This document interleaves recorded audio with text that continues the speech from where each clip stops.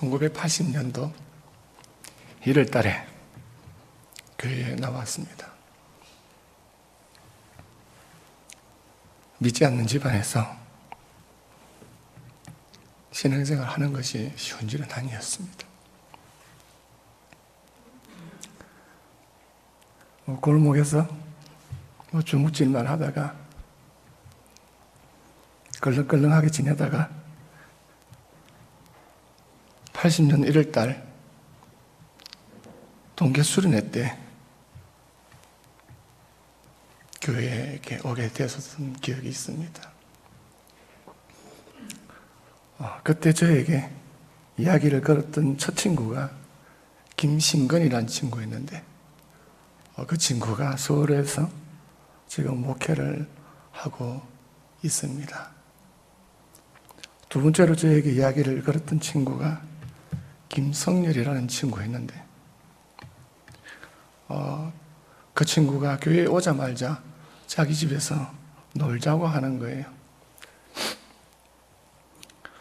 그래서 주일 첫 예배를 드릴 때 김병희 선생님께서 제 주일학교 선생님이셨습니다. 그런데 오늘 교회 왔는데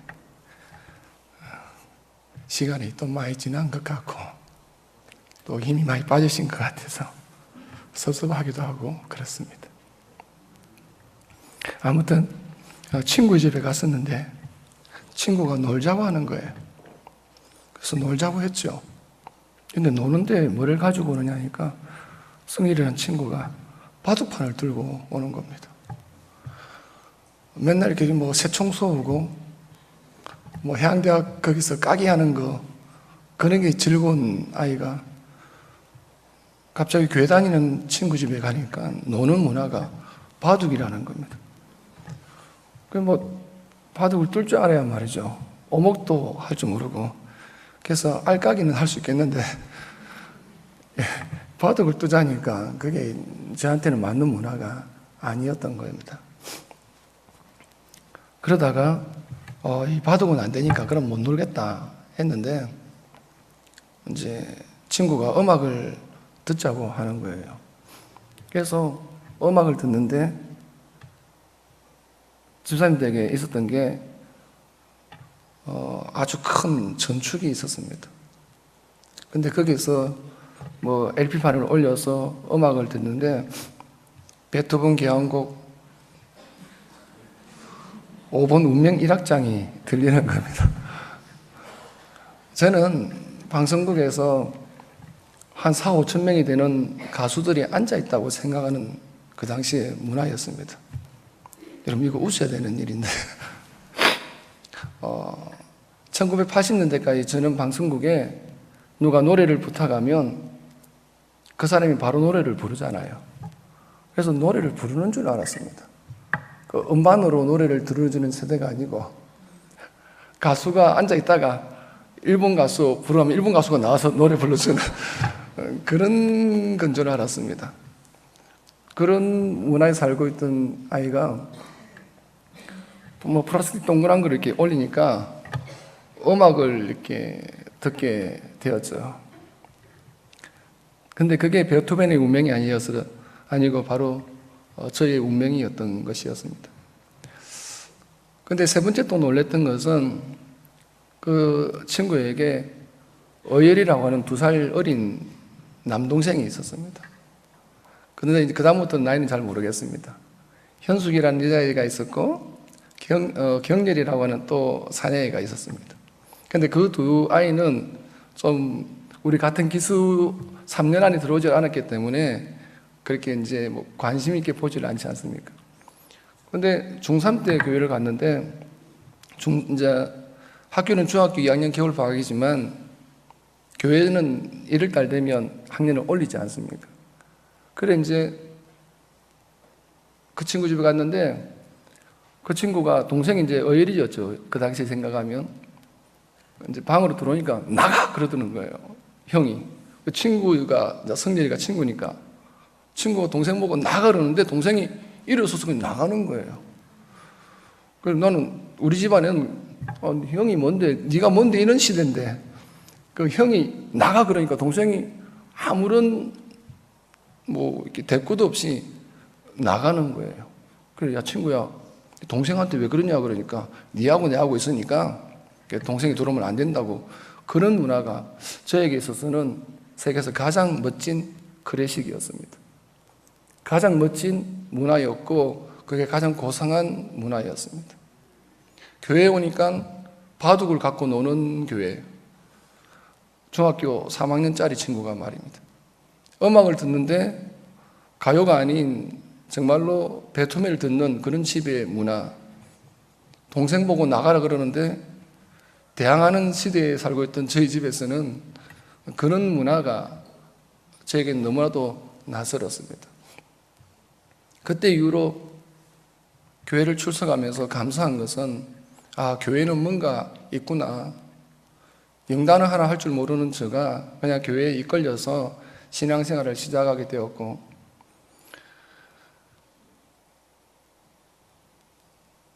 하나님의 은혜로 그때부터 지금까지 모든 예배를 빠지지 않고 드리게 되었습니다.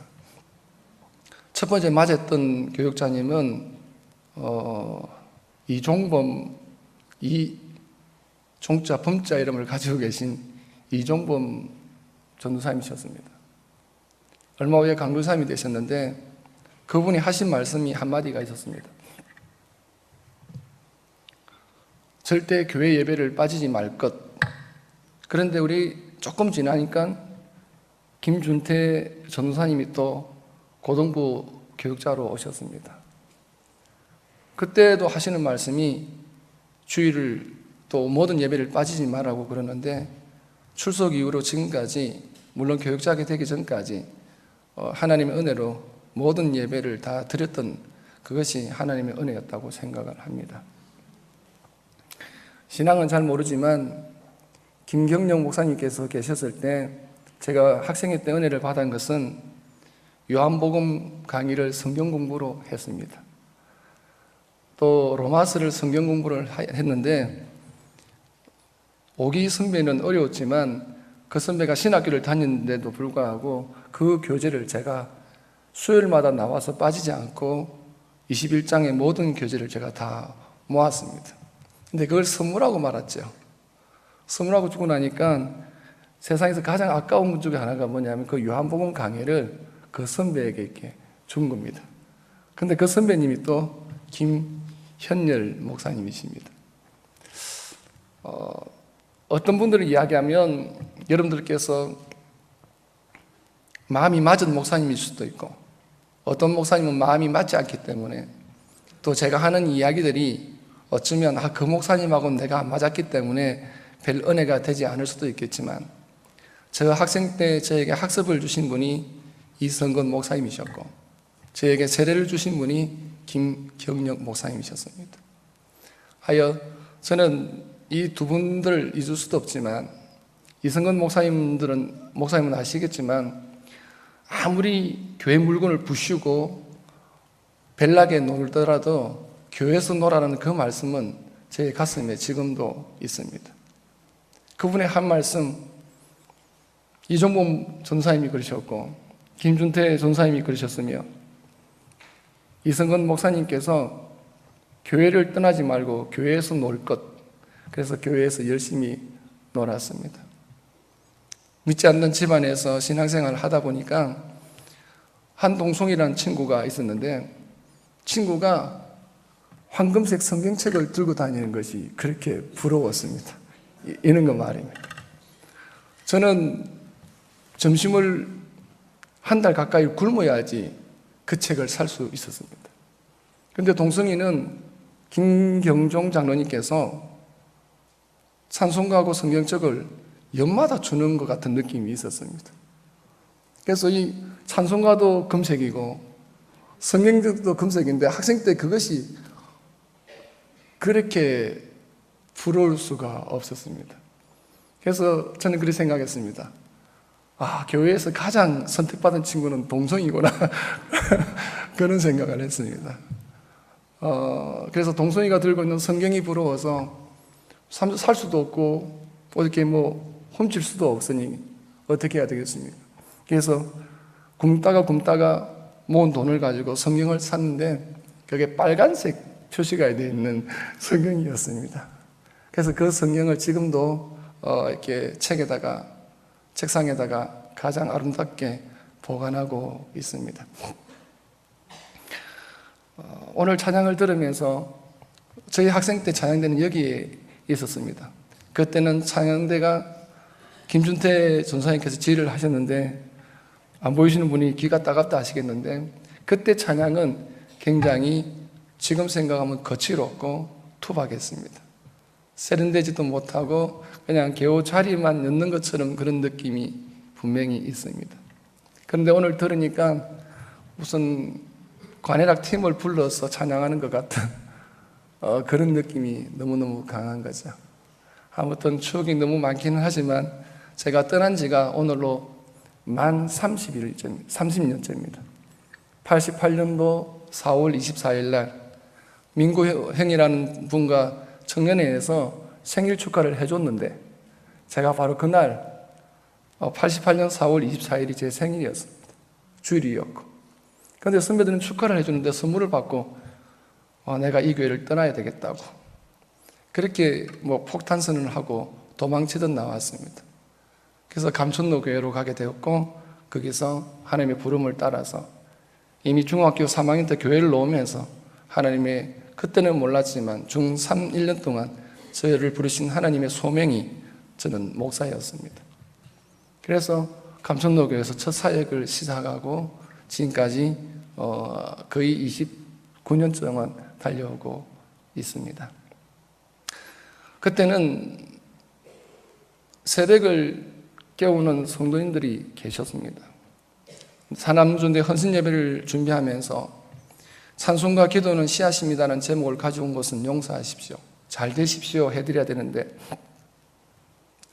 저는 고등학교 때부터 아버님이 술을 너무 좋아하셔가지고 집에서 잠을 자기가 너무 불편했습니다. 그래서 늘 이쪽 분단 가운데에서 잠을 자고 그렇게 했습니다.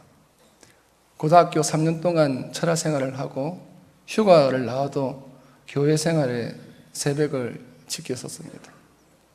그게 하나님의 은혜라 그런지 어쨌든 부족하지만 목사가 되었고 그때는 교회에서 잠을 주무시는 분들이 간혹 있었습니다. 적어도 10분 이상은 기도를 하셨는데 제가 그것을 추구하여 이 말씀을 가지고 왔습니다. 시장통에서 조금 송도 방향으로 가다 보면 오래된 이발소가 하나 있습니다. 아시는 분은 아시고 관심 없는 분들은 관심이 없겠지만 제가 영도에 살지만 차를 남부중앙교회에다가 주차를 시키고 거기 가서 머리를 깎습니다. 머리숱이 없어서 그렇지 나이는 54살밖에 안 됐는데 사람은 64살로 봅니다. 그래서 제 머리를 아직도 그 연세가 많은 80이 넘은 그 할아버지에게 머리를 맡깁니다. 세련된 곳에 가지 않느냐고 그러는데 그냥 내 어릴 때부터 머리를 깎으신 분에게 지금도 제 머리를 맡기고 있습니다. 남북민중앙교회는 저에게 그런 교회입니다. 여러분들은 못 느꼈던 그런 아픔이 저에게 있습니다. 주차를 하고 아무도 저를 터치를 하지 않았습니다. 교회를 나간 지 30년째가 되어서 주차를 하고 나가도 저를 누가 한 사람 잡아서 이야기를 잘 안 합니다. 복장은 이상하게 하고 간다더라도 왜 차를 댑니까? 누구십니까? 물어주는 분이 거의 없었습니다. 30년 만에 진짜 만 30년 만에 교회에 와서 설교를 한다는 것도 그렇게 쉬운 일은 아니었습니다.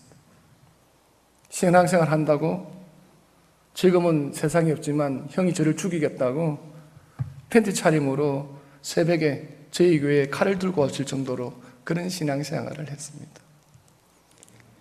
그렇게 반대하던 아버지가 어머니가 이제 남북민중앙교회에 나오고 계십니다. 대신동에서 여기까지 오시는데 아직도 신앙은 없는 것 같습니다. 그런데 어머니의 감격을 지금 저도 기억을 합니다.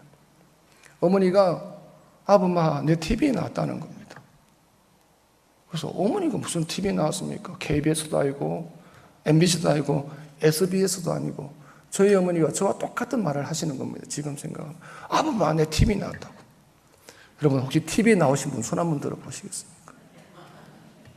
TV 아무도 안 계십니까? 그렇군요. 아무도 이 탤런트 될 자격이 없는가 봐요. 그죠? 저희 어머니 TV에 나왔다고 그렇게 저에게 전화를 하고 자랑을 하시는 거예요. 어머니 어느 TV에 나왔습니까? 하니까 이만한 TV에 나왔다는 거죠. 그 TV가 여러분 남무민중앙교회에 있는 이 예배 TV입니다. 여러분 생각을 해보세요. 무슨 방송국 TV인 줄 알고 잔뜩 기대하고 있는데 아들이 아범마 내 TV에 나왔다고 막 그러는데 어머니 어느 TV에 나왔단 말입니까? 그러니까 야 우리 교회 그 큰 TV에 내가 나왔다는 겁니다. 여러분 그걸 자랑하는 그분이 저희 어머니셨습니다. 그때부터 지금까지 어쨌든 신앙생활은 하시는 것 같기는 합니다. 그를 모르시는 분입니다. 어머니는 학력을 말씀드리려니 죄송하고 섬에서 사셔서 배움이 없어집니다. 그런데 남무민중앙교회 와서 TV에 나와서 출세하시기도 하고 남무민중앙교회에서 그를 깨우쳤습니다. 많은 글을 알지는 못하지만 아범마 내가 남무민중앙교회 가서 눈에 글이 보인다 그러셨습니다. 모든 글이 다 보이셨겠습니까? 그런데 우리 어머니를 출세시켜 준 교회가 역시 내 모교회였고 우리 어머니 그 까막 눈에다가 글을 심어준 교회가 남무민중앙교회였습니다. 그러니 여러분 교회에서 산다는 것이 얼마나 큰 은혜인 줄 기억하시는 은혜가 있기를 주님의 이름으로 부탁드립니다. 하늘 같은 선배님들도 계시고 어른들도 계시기 때문에 함부로 말씀을 잘못 전할 수도 없고 1절 말씀을 한번 보실까요? 1절 말씀 읽습니다. 시작. 하나님이여 찬송이 시온에서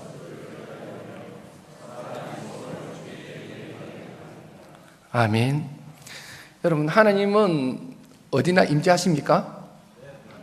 그걸 김병희 집사님이 그렇게 가르쳤습니다. 하나님은 아니 계신 곳이 없다. 하나님은 어디나 계신다라고 가르쳤습니다. 그런데 성경 1절을 보니까 하나님이 먼저 계시느냐 찬송이 먼저 있느냐를 지금 시제로 보게 되면 누가요? 찬송이 먼저 있는 것처럼 보입니다. 이거는 역설인데요. 원래 이 1절 말씀은 목사님들이나 교육자들이 하나님 앞에 예배를 드리기 위해서 밤을 새는 장면입니다. 그런데 오늘 이 성경을 다윗은 성도들에게 비유를 하고 있습니다. 그러면서 찬송이 먼저 하나님을 기다리고 있다 성경은 이야기합니다. 여러분 하나님이 우리를 기다리겠습니까? 찬송하는 사람이 하나님을 기다리겠습니까? 했는데 이 성경은 찬송하는 사람이 먼저 와 있다는 겁니다. 말이 안 맞지만 하나님은 그걸 인정하시는데 찬송이 시온에서 주님을 기다리고 있습니다 할 정도로 찬송은 하나님의 계심보다도 더 앞서진 않지만 하나님이 가장 좋아하시는 건 뭐냐?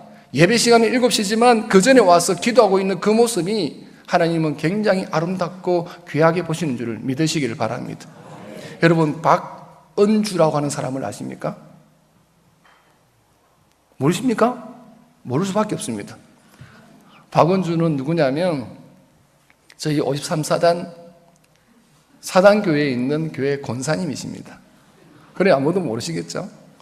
그런데 제가 그 교회에서 4개월 동안 인턴을 거칠 때에 그분이 4개월 동안 모든 예배에 20분 전에 와서 30분 전에 와서 가장 먼저 기도를 하시는 분이었습니다. 남편은 편무상임이라고 하는 이름을 가지고 있는 중령이었습니다. 그런데 그분은 육군사관학교 출신도 아니고 3사관 출신도 아닙니다. ROTC 출신도 아니고 그분은 장교가 될 수 있는 가장 밑바닥인 학사 출신입니다. 일반 대학을 나와서 장교가 된다는 것이 사실 쉬운 일이 아닙니다. 그런데 그분이 중령에서 대령을 다는데 대한민국에서 손꼽힐 만큼 작년에 대령을 달았습니다. 그것도 육군사관학교와 삼사관학교와 그리고 ROTC를 제치고 그냥 일반 대학 출신으로서 단 1차에 합격을 했던 일이 있었습니다. 군에서도 놀라고 심지어 저희 부대에 있는 다른 장교들도 놀라는 일. 아니 육군사관학교 출신도 아닌데 그냥 일반 대학 출신이 어떻게 대령을 1차에 합격할 수 있는가, 그렇게 수많은 사람들이 의문을 가졌습니다. 그때 제가 답안지를 폈습니다. 뭐라고요? 그분은 가장 먼저 기도하는 아내였다. 그분이, 저는 4개월밖에 보지를 못했지만 가장 먼저 예배에 앞서서 하나님보다 먼저 등단한다는 일을 용서하십시오. 하나님은 어쩌면 강단에 등단할지는 모르는데 성도는 이미 성도석에 앉아서 기도를 가지고 준비하고 있더라, 그 말입니다. 여러분, 이 말씀은 성도들이 예배 시간 이전에 교회에 나와서 문이 열리기도 전에 이슬을 막고 있는 성경의 말씀입니다. 어쩌면 교육자들은, 저도 죄송합니다, 6시 57분에 본당으로 올라왔습니다. 그럼에도 불구하고 이 말씀은 성벽 문이 열리지도 않고 성전 문이 열리지도 않는 그 시점에서 성도들이 사막의 그 추운 바람에, 그 추운 날씨에 어깨에 이슬이 맞고 머리에 이슬이 맞으면서도 어떻게 해요? 성전의 문이 열리기를 바라고 있고 예루살렘 성벽의 문이 열리기를 바라면서 이슬을 맞고 있는 그런 장면을 보여주고 있더라, 그 말입니다. 이미 출발은 먼저 됐습니다. 여러분들께서 사시는 곳이 어딘지 정확하게는 알 수는 없지만 예배 시간에 예배보다도 성도들이 일어나서 몸을 가꾸고 머리를 빗고 옷을 입고 그 시간까지도 하나님은 너희가 나를 향해서 예배를 준비하고 있었고 찬송을 준비하고 있었고 기도를 준비하고 있었다, 그 말씀이 1절의 말씀이더라, 그 말입니다. 그래서 찬송은 귀한 것입니다. 비록 내 머리에 이슬이, 내 어깨에는 찬 이슬이, 아침 이슬이 묻었다고 할지라도 언제 예배가 시작될지는 모르지만 예배 시간에 앞서서 예배를 사모하는 그 마음 말입니다. 그때가 있었습니다. 그게 제가 기억하는 모교회의 출발이었습니다. 여러분에게 축복의 말씀이 아닌 이런 금방진 말씀과 도전의 말씀을 준비함을 용서하십시오. 지금도 그렇습니까?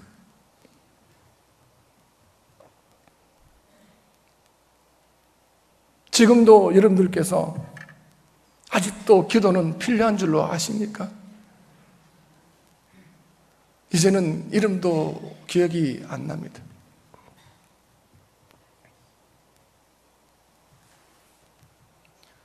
정얼순이라는 누나가 있었습니다. 김금령이라는 누나는 혹시나 아십니까? 나이 많은 노처녀 누나들이 교회에서 기도를 했었습니다. 연세 많은 성도님들도 기도하고 있었고 젊은 누나들도 교회에서 기도하고 있었던 시대가 있었습니다. 남은 중앙교회 저희 출발은 기도가 있는 교회였습니다.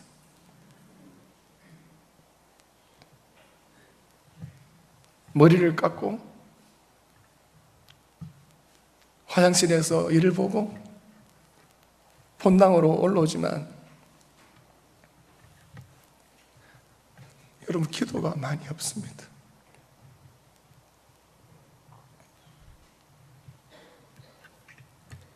상관이 없는 것처럼 보이지만 떠난 지가 30년이 되어서 저를 아무도 모르지만 그래도 기도하는 사람이 앉아있으면 좋을 텐데 기도하는 소리가 그 시간에는 없는 것 같습니다.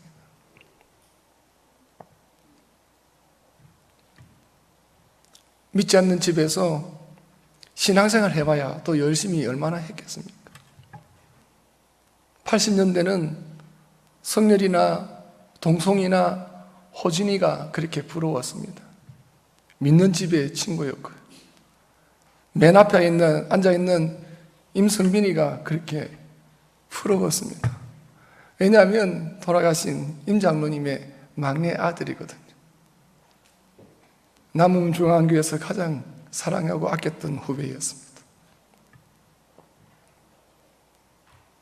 그런데 부모님들이 다 있으니까 얼마나 좋습니까? 그러니 살아남기 위해서 저는 기도를 할 수밖에 없었습니다.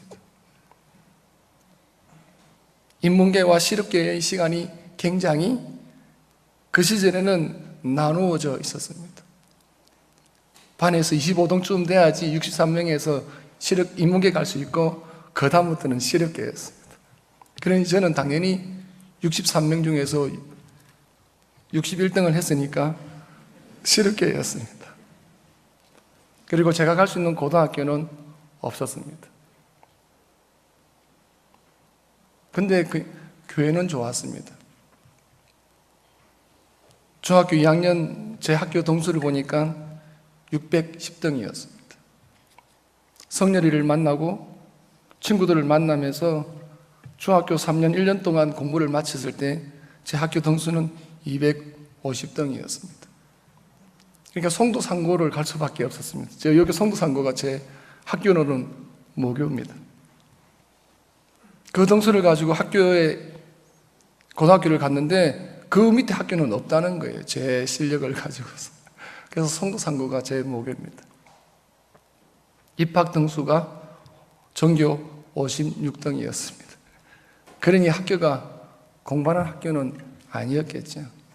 그러나 학교 욕을 한 적은 없습니다. 왜냐하면 그 학교가 없으면 제가 그 학교를 갈 수 없었기 때문이었습니다.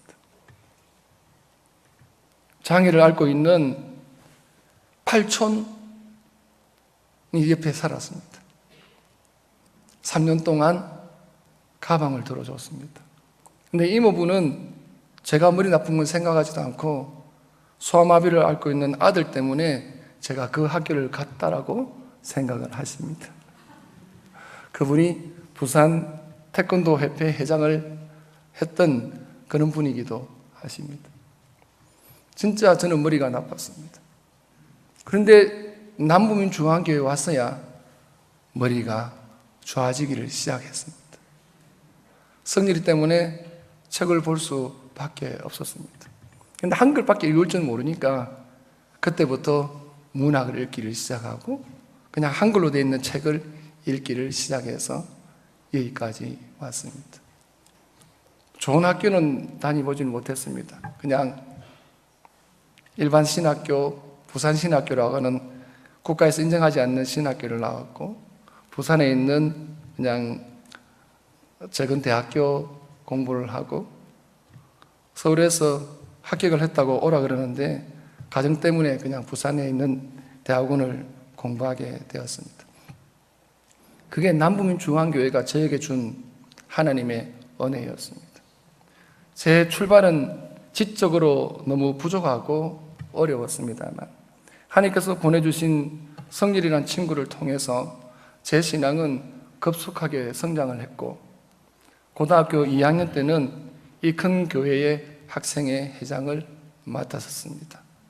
그러니 아무도 그 많은 친구들이 회장이 될 줄 알았는데 제가 회장이 될 줄은 아무도 몰랐을 것 같습니다. 고등학교를 졸업하고 대학생이 되는데 대학부와 청년회를 나누는 시점에 있어서 저희 때에 대학을 못 가고 일반으로 빠지는 직장으로 빠지는 친구들이 있었습니다.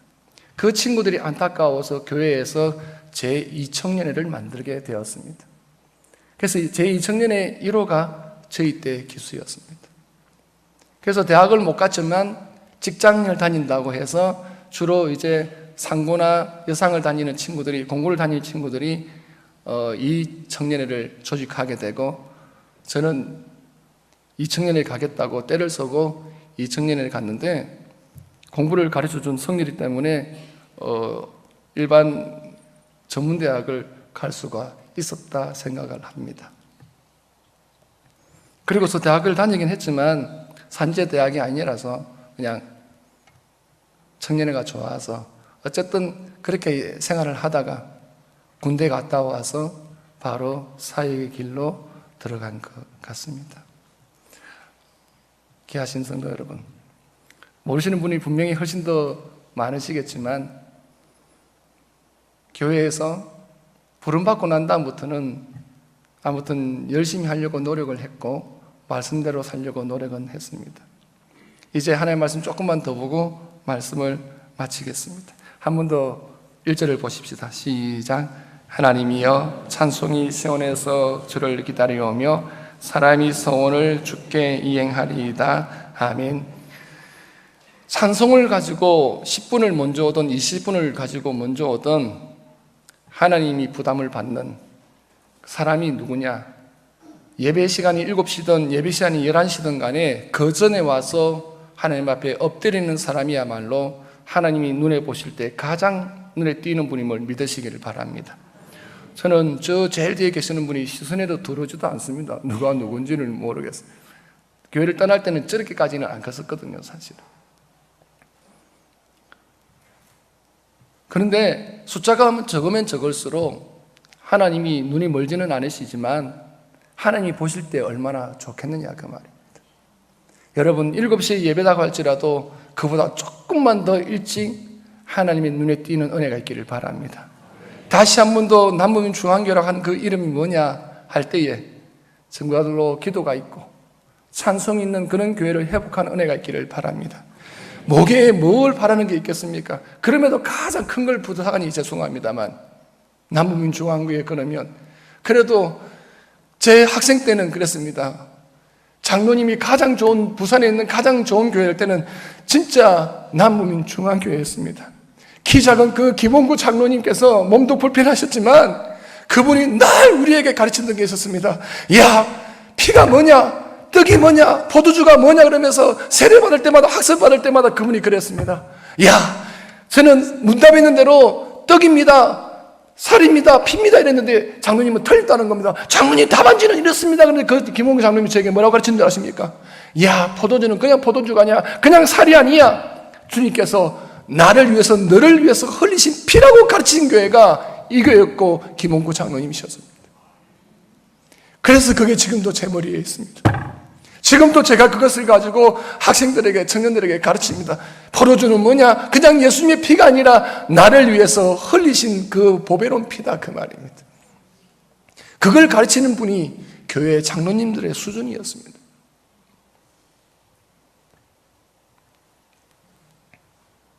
제가 학습받은 기록과 세례받은 기록이 교회에 있겠지만 가장 무서운 장로님이 김홍구 장로님이었습니다. 그 카리스마는 제가 마지막 본 날까지도 그분의 카리스마는 쏴라인네였습니다, 여러분. 그 가르침이 제 가슴 속에 있습니다. 그게 교회입니다. 찬송이 주님을 기다리는 교회, 기도가 주님을 기다리는 교회가 되시기를 주님의 이름으로 축원합니다. 4절 말씀을 봅니다. 4절 말씀 시작. 주께서 택하시고 가까이 오게 하사 주의 뜰에 살게 하신 사람은 복이 있나이다. 우리가 주의 집 곧 주의 성전의 아름다움으로 만족하리이다. 아멘. 솔로몬이 성전을 지었습니다. 기억하죠? 솔로몬이 성전을 지었을 때 다 쓰지는 않았지만 금이 10만 달란트였습니다. 은이 100만 달란트였습니다. 그럼 금덩어리가 한 개가 1달란트가 어느 정도 양이 되는 줄 아십니까? 금방에 다니시는 분 계실 거 아닙니까? 안 계십니까? 금방에 계시는 분.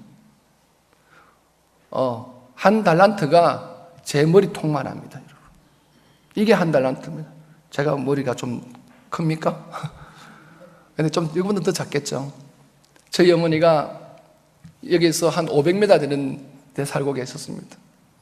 시장에 가서 연탄 100장 지고 오면 우리 어머니가 그렇게 좋아하셨다고요, 어릴 때. 연탄 100장. 그래서 연탄 100장이면 겨울을 날 것 때문에 저희들도 안심하는 그 개수가 100장이었습니다. 그러면 연탄 한 개가, 여러분 생각을 해보세요. 연탄 한 개가 1달란트입니다. 그러면 연탄 10만 장이 10만 달란트입니다. 그러면 우리 머리 같은 걸 뚝 떼가지고 이 교회에 가득 채우면 금덩어리가 우리 본당에 다 차겠습니까? 한 10만 개 들어오겠습니까? 그 정도는 될지는 전 잘 모르겠습니다. 그게 10만 달란트입니다. 솔로몬이 그 많은 금을 가지고 그 많은 은을 가지고 성전을 지었습니다. 물론 남은 것도 있습니다만. 그런데 그렇게 많은 것을 짓고 난 다음에도 하나님은 역사하지 않으셨습니다. 그걸 다 짓고 난 다음에 솔로몬이 기도하고 난 다음에야 하나님께서 가져오신 4가지의 선물이 있습니다. 그게 무엇인 줄 아시지 않습니까? 맞춰보십시오. 제가 눈이 가려운 게 아닌데요. 맞춰보십시오. 뭐를 가져왔다고요? 뭘 가져왔겠습니까? 눈을 가지고 왔다니까. 역시 우리 후배예요. 하나님께서 성전을 만들고 난 다음에 하나님이 예물을 4개나 가지고 왔어요. 성전에다가 예물을 가지고 오셨는데 하나님이 뭐를 가져왔다고요? 눈을 가지고 왔다 이 말이에요. 하나님이 뭐를 가져왔다고요? 하나님의 마음을 가지고 왔어요. 하나님이 뭐를 가지고 왔다고요? 귀를 가지고 왔어요. 하나님의 하나는 뭐냐면 하나님의 뭐를 가지고 왔겠어요? 장로님들이 붙여놨던데 이름을 가지고 왔다. 솔로몬이 하나님 앞에 기도하고 난 다음에 하나님께서 예물을 4가지나 가지고 왔는데 하나님의 눈, 하나님의 귀, 하나님의 마음, 하나님의 이름을 거기에다가 선물을 하셨습니다. 아가서 1장 3절 말씀을 보게 되면 술람미가 그렇게 노래합니다. 나의 사랑은 내 가슴에 있는 모략 한 주머니와 같아 했습니다. 술람미가 노래합니다. 술람미는 여러분도 들었지 않습니까? 누구의 그림자라고요? 교회의 그림자입니다. 교회의 가슴에 머리를 묶고 오늘은 울고 싶으라는 그런 복음성이 있는지는 모르겠지만 말입니다. 여러분 생각을 해보세요. 그 술람미의 가슴에 머리를 대고 있는 분이 누구냐? 모략 향주머니인 솔로몬이 머리를 대고 있더라 그 말. 다시 말하면 예수님의 그 머리가, 예수님의 그 귀가 지금 어디를 향했어요? 교회의 심장에다가 그 가슴에다가 지금 밀착되고 있는 것이 하나님의 은혜인 줄 믿으시길 바랍니다.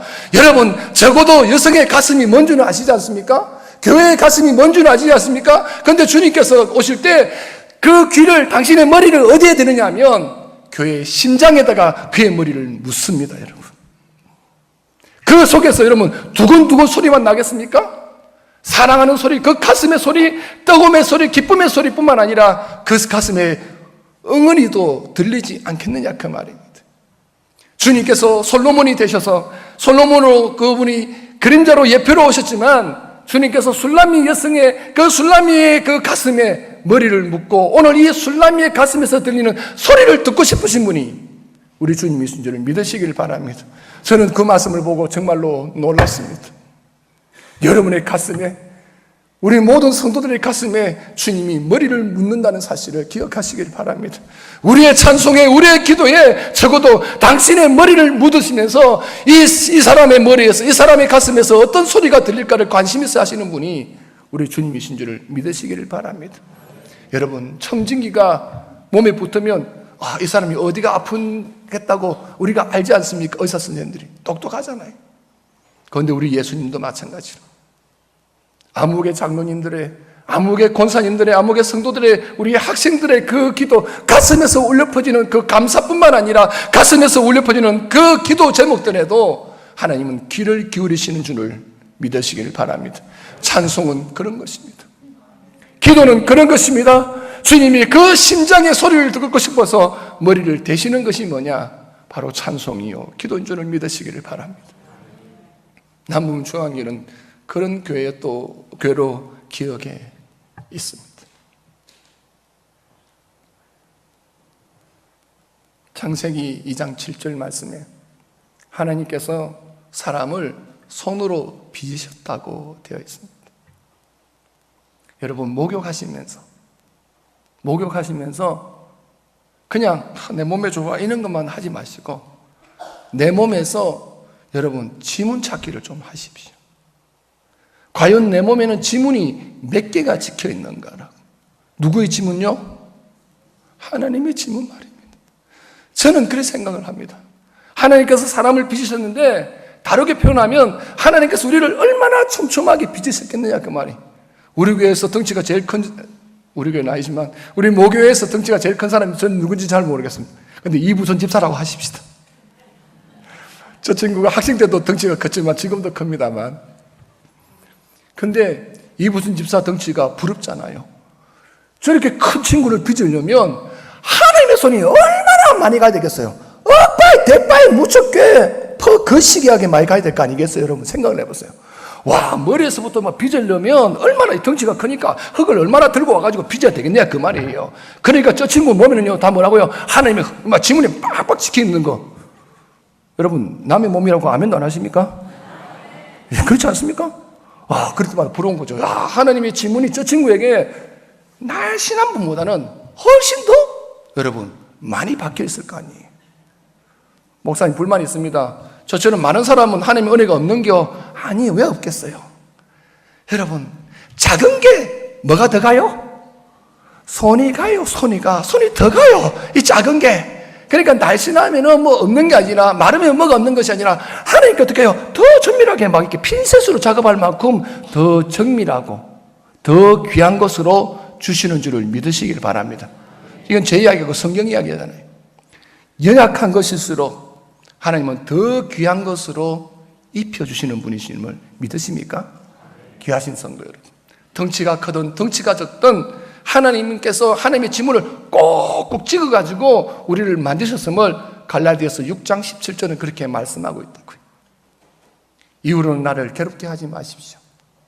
내가 내 몸에 예수의 흔적을 가지고 있습니다 라고 했습니다.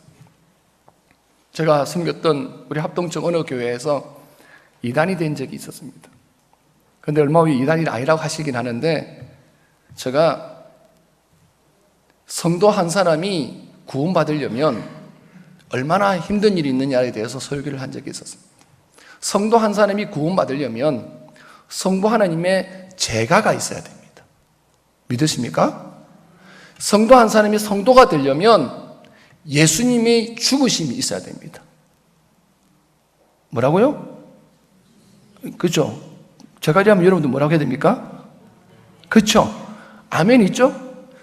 성도 한 사람이 성도로 인정을 받으려면 성령 하나님의 인준이 있어야만 합니다.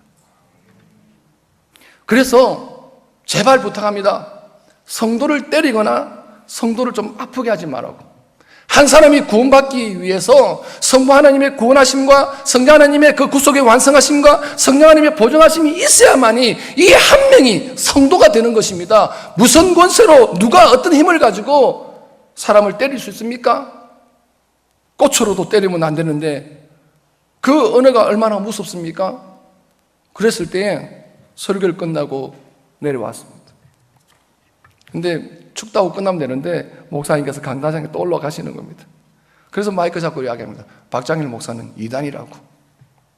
구원은 예수님의 이름으로만 받는 거라고. 구원은 예수님의 이름으로만 받습니다. 믿습니까? 그건 변함이 없습니다. 그러나 제가 하고자 하는 이야기는 그것이 아닙니다. 구원은 예수님의 이름으로만 받지만 그 구원을 하시기 위해서 성부 하나님이 이 사람을 향한 구원의 계획이 있었고 성령 하나님의 보증하심이 있어서 예수님이 구원의 사역을 하신 거라고. 한 사람의 성도가 된다는 것, 남부민 중앙교회 성도가 된다는 것이 그런 자부심이 여러분들에게 있으십니까? 여러분에게 하나님께서 너 성도가 되었구나 그러면서 여러분 고린도전서 3장 16절 17절 말씀에 너희를 하나님의 성전이라고 했습니다. 그러면 하나님께서 우리에게 네 가지 선물을 가지고 오실 거 아니에요? 첫째, 하나님 뭐를 가져왔다고요?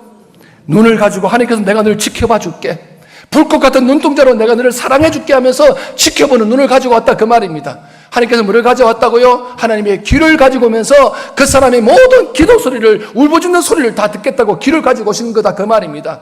그리고 하나님께서 뭐를 가져왔다고요? 당신의 마음을 가지고 와서 내가 너에게 내 마음 너에게 줄게 그러면서 나에게 홀딱 반해신 분이 우리 하나님이시고, 그리고 거기에다가 당신의 이름을 걸었던 것이 성도라 그 말입니다.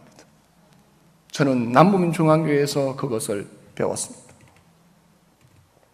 신학생이 되어서 배운 것이 아니고 남부민중앙교회에서 그걸 배웠습니다. 내가 무엇이겠는데 집에서 쫓겨나서 먹을 것이 없어서 김준태 전사님이 야 장이라 너와 그래서 라면을 먹여서 저를 키웠습니다. 정식 목사님이 옷을 주는데 고등학생에게 기지바지를 주는 겁니다. 그래도 입었습니다. 제가 얼마나 뻔뻔한 줄 아십니까? 김준태 전사님이 우리 교회에서 결혼을 했습니다. 그렇죠? 신혼방을 이 앞에서 했었습니다. 그런데 그 신혼집에서 줄만 되면 라면을 먹었던 사람이 저였습니다.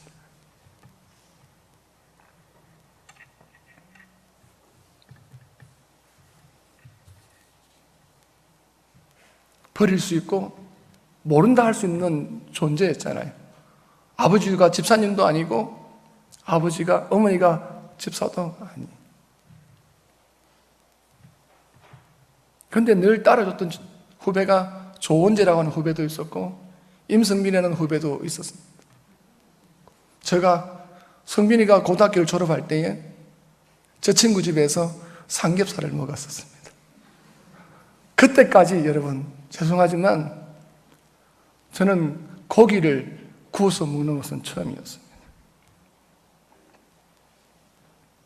대학교 1학년 때 제가 저 친구보다 1년 선배잖아요. 그러니까 초등부 교사를 했습니다.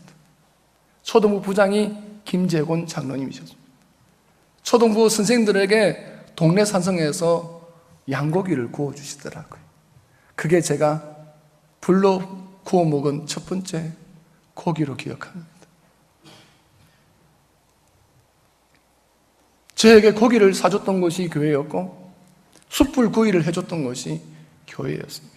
그게 남부민중학교입니다. 집에서 충분히 먹고 자랐겠지만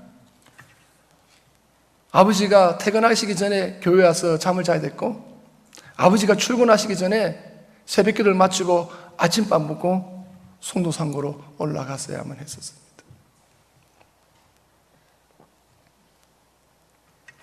그래도 매일 성경을 읽으려고 기도원에서 나왔던 정평지 장로님이 계셨던 그 기도원 협회에서 나왔던 그 성경책 그걸 수십 번, 수백 번을 읽었던 것 같습니다. 아무튼 여러분 하나님의 마음과 하나님의 눈과 하나님의 귀와 하나님의 이름이 여러분들에게 풍성히 가시기를 주님의 이름으로 축원을 드립니다. 9절 말씀을 읽겠습니다. 좀 빨리 나가겠습니다. 9절 말씀 시작.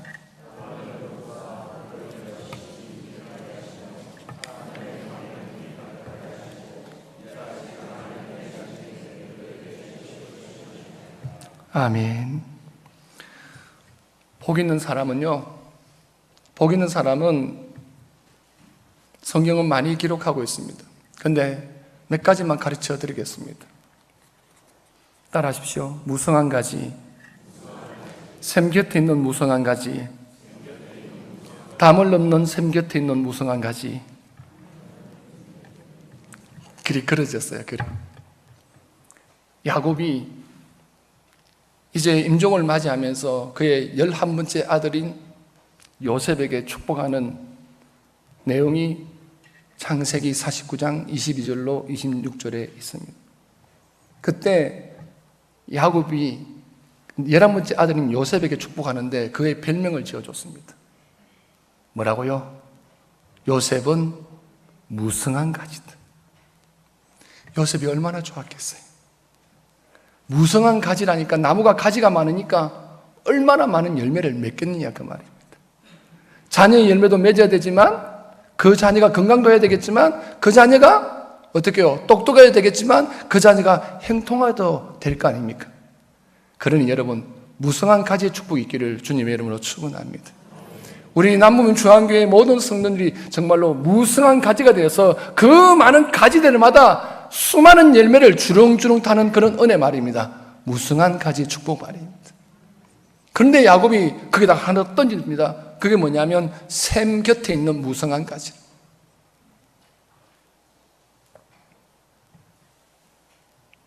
그런데 이 9절 말씀에 하나님께서 뭐를 허락하시냐면 하나님의 강의 축복을 주신다고요. 하나님의 강, 따라하십시다. 하나님의 강. 하나님의 강. 하나님의 강에 대해서만 설명을 조금만 더 하겠습니다. 하나님의 강은 흐르는 강이 아닙니다. 하나님의 강은 움직이는 강인데 그것은 땅 위로 흐르는 것이 아니라 하늘 위로 흐르는 강입니다. 대기권을 흐르기도 하고 대륙권을 흐르기도 하는 이 구름권에서 움직이는 것이 뭐냐? 하나님의 강입니다. 하나님의 강은 하나님이 원하시는 곳에 기름짐을, 윤택함을 주기 위해서 하나님의 강은 그렇게 움직입니다. 따라해 주시겠습니까? 기도는 이곳에서, 기도는 이곳에서, 응답은 어디입니까? 예, 그러십시오. 들리지는 않지만 기도는 어디선지 간에 할 수 있습니다.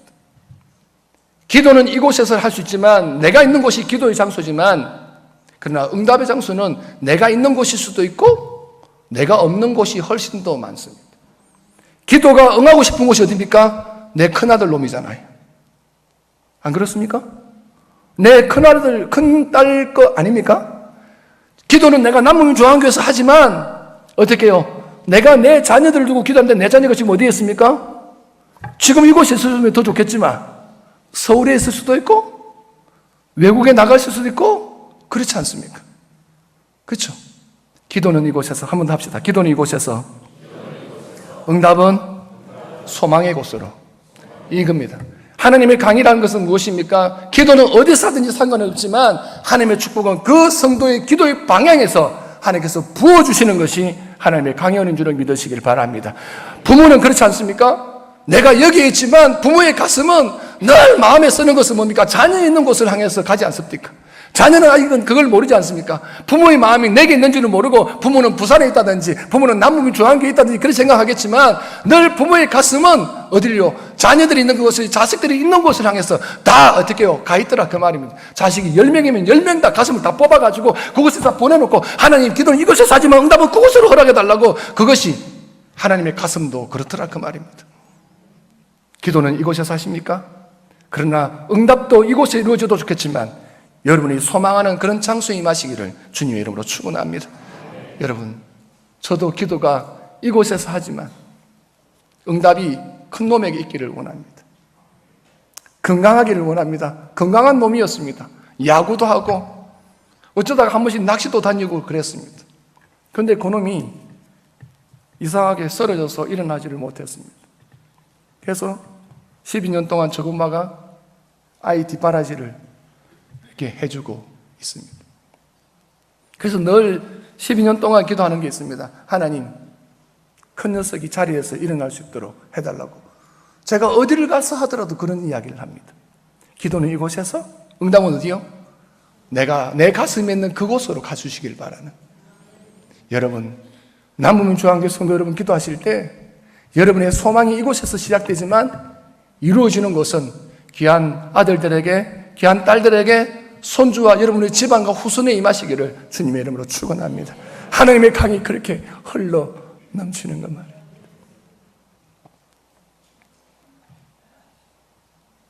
하나님께서 창세기에 노아 외에 모든 사람을 수장시킬 때 하나님께서 여신 것이 뭐냐?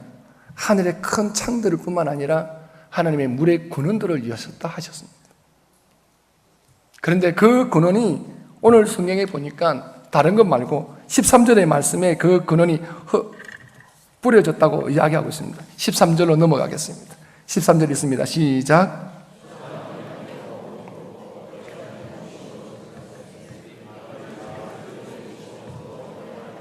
아멘. 너무 많이 넘어왔습니다. 그때는 형이었는데 지금은 장로님이 되어서 말하기가 굉장히 힘들더라고요. 저는 효상이 형 이렇게 불러보기만 했지만 효상이 형이 이제 장로님이시니까 어떻게 부여야 될지는 모르겠더라고요. 그래 설교는 마음껏 해라 그러는데 또 그렇게 하면 안 될 것 같아서 13절로 넘어왔습니다. 모교회면 좀 편한 것 같기도 하고, 또 제가 담임 교회면 강해에서 천천히 하겠지만 30년에 왔으니까 30년에 올라니까 제가 뭐 거의 90이 돼서 올라니까 이제 못 올 것 같아요. 그래서 조금만 더 길게 합니다. 여러분, 푸른 초장이 무슨 색깔입니까? 무슨 색깔이라고요? 그렇죠. 푸른색. 어떤 분은 초록색. 그래요. 문제를 내겠습니다. 선물이 없네요. 선물은 없는데 그래도 어쨌든 말씀으로 선물 받으시고 문제를 냅니다. 마지막 문제입니다. 이 문제는 50점짜리입니다. 문제를 내겠습니다. 초장은 무슨 색입니까? 초록색, 푸른색. 그래요. 푸른색 빼고는 초록색으로 해주세요. 예. 자, 다시 문제 내겠습니다. 마지막 기회입니다. 초장은 무슨 색입니까? 초록색이요. 혹시 다른 색깔 있습니까? 빨간색. 아, 예, 가을이 무르익었군요. 예, 그래요. 빨간색도 있을 수도 있겠죠. 그죠? 초랑이 무슨 색깔이죠? 성경에? 초장은 초록색입니다. 여기 답이냐가? 근데 답은 아닌 것 같습니다. 13절을 자세히 읽어보시겠습니다. 초장은 양떼로 옷 입었고 골짜기는 곡식으로 덮였고 그들이 다 즐거이 외치고 또 노래하고. 그러니까 초장은 무슨 색깔이라고요? 무슨 색깔이라고요? 예, 흰색입니다. 흰색. 아니, 죄송합니다. 양색입니다. 양색. 양이 저는 무슨 색깔인지 정확하게 잘 어쨌든 눈이 탱탱한 것도 있을 수도 있고 그렇잖아요. 근데 저는 이 말씀에서 찾았습니다. 양의 색깔이 무슨 색깔인지 저는 잘 모르겠는데 초장은 분명히 색깔은 무슨 색깔이라고요? 양색입니다. 성경에 흰 눈보다 더 흰다고 그랬으니까, 그렇죠? 흰 양이라고 그랬으니까 흰색일 수도 있겠지만 초장은 무슨 색깔이라고요? 양색깔입니다. 초록 색깔이 많은 것보다 뭐가 더 많다고요? 양들이 더 많다. 여러분이 드리는 그 기도는, 여러분께서 하시는 그 찬송은 하나님의 강을 끌어오는 힘이 있는 줄을 믿으시기를 바랍니다. 여러분, 소양강 가보셨습니까? 소양강 천연, 그런 복음성도 있습니다만, 복음성 아닙니까? 죄송합니다. 소양강 천연 노래는 아십니까? 그래요. 소양강 가봤습니다. 막내 처제가 6째 처제인데 딸만 공주인 집안에 제가 장가를 갔어요. 그래서 막내 처제가 강원도 홍천에 삽니다. 그래서 소양강 댐에 가봤습니다. 소양강 댐은 우리나라에서 제일 큰 댐입니다. 그런데 멍청합니다. 바보입니다. 왜냐하면 물이 나오는 곳이 위에 있습니다. 수문이. 모든 댐의 수문은 가운데나 밑에 있습니다. 물이 빠져야지 터빈을 돌려서 전기를 만들 거 아닙니까? 그런데 소양강 댐은 수문이, 안 그래도 댐도 큰데 수문이 위에 있습니다. 그러니까 발전을 하겠습니까? 안 하겠습니까? 못합니다. 그렇잖아요. 이 댐을 누가 지었나 이 말이. 멍청한 이 수자원 공사에 전화를 했습니다. 제가 제 신분을 밝히고, 수자원 공사입니까? 예, 신분을 밝혀서 주민등록번호 물고 이렇게 해가지고, 예, 어느 교회 누구입니다 해서 전화를 했습니다. 보안검사가 철저하게 되어 있고 국방부에서 인정한, 국방부 장관이 인정하고 3사단장이 저에게 위촉장을 준 누구입니다. 그래서 어쨌든 그러면서 신분검사를 한 적이 있었습니다. 10몇 년 전에 수자원공사 전화를 했습니다. 소양강 댐을 왜 그렇게 만들었습니까? 라고 물었습니다. 왜 멍청하게 만들었느냐고. 근데 그분이 그러는 거예요. 소양강 댐 밑으로 수많은 댐들이 있다는 겁니다. 제가 그때 알아봤을 때는 8개인가 있었습니다. 지금은 더 있는지 모르겠습니다. 그런데 소양강 댐에서 너무 크니까 조그마서는 물이 차지를 않는 겁니다. 그런데 소양강 댐은 뭐라고요? 그 주변에서 홍수가 일어날 때 홍수를 막아주는 댐의 역할을 합니다. 멍청합니까? 아니잖아요. 물의 피해를 막아주는 댐이 소양강 댐입니다. 남부민중앙교회가 나라에 재난이 일어날 때에 그 재난을 막기 위해서 기도하는 교회가 되시기를 바랍니다. 여러분, 그런 교회였습니다. 제가 신앙생활을 할 때는. 국가의 대소사를 바라보고 있을 때 정말로 교회가 나라와 민족을 두고 기도하자고 하는 교회가 우리 남부민중앙교회였습니다. 목사님들도 그렇게 하셨고 우리 장로님들께서도 늘 나라와 민족을 위해서 그렇게 기도하자 같은 교회가 제 어릴 때 남부민중앙교회였습니다.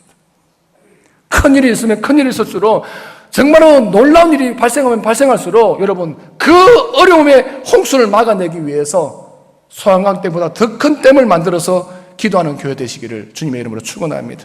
그런데 그 댐에서 만일 물을 흘려내기를 시작하잖아요. 그러면 그 밑에 있는 모든 팔당댐이니 한강댐이니 무슨 댐들이니 100% 댐을 다 열어야만 합니다. 안 열면 안 됩니다. 왜 이렇게 넘쳐나가니까. 그런데 그렇게 했을 때 모든 댐들이 어떻게 해요? 수문에서 물을 방류시키면서 터빈을 돌려가지고 그 지역에 있는 모든 전기를 공급을 하는 것입니다. 소양강댐, 남부민중앙교회가 늙은 것처럼 보이고 오래된 것처럼 보이고 구닥다리인 것처럼 보입니까? 아니요. 기도하십시오. 우리 남부민중앙교회는 기도를 저장하는 교회라고. 조금 더 크게 해주십시오. 우리 남부민중앙교회는 기도를 저장하는 교회라고. 우리 남부민중앙교회는 찬송을 저장하는 교회라고. 그래서 우리가 한번 흘러주기만 하면 정말로 이 주변이 어떻게 흘러갈 수밖에 없는 그런 교회로 회복하시기를 바랍니다. 저는 초읍에 가서 놀랐습니다. 삼광사라고 하는 그런 절이 하나 있습니다. 노태우 대통령과 김순자 여사가 지원해서 만들어졌던 절입니다. 물론 더 커졌던 절입니다. 거기에 신도가 무려 40만 명입니다.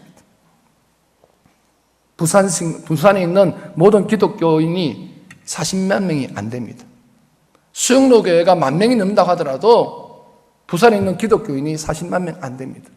그런데 삼광사에 있는 절 하나가 신도 40만 명을 거느리고 있습니다. 여러분 어떻게 이기겠습니까?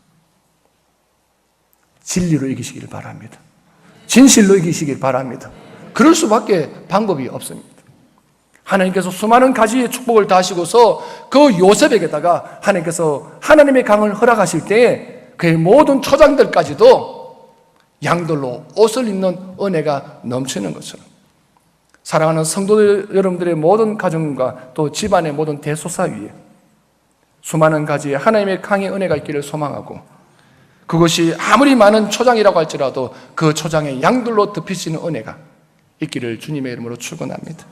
말씀을 맺습니다. 다시 한 번 더 찬송과 기도는 씨앗임을 기억하시고 회복하시는 은혜가 있기를 바랍니다.